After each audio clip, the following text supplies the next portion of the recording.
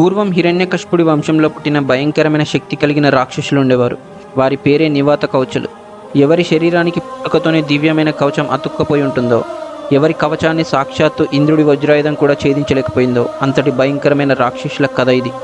ఈ నివాత కవచులు సముద్ర గర్భంలోని పాతాళలోకంలో వెలుతురు లేకపోయినా స్వయంగా ప్రకాశించే మణిమతి అనే మహానగరంలో నివసిస్తూ ఉంటారు. వీరు సాధారణ రాక్షసులు కాదు. ఒక్కరు కాదు, ఇద్దరు కాదు, 30 కోట్ల మంది.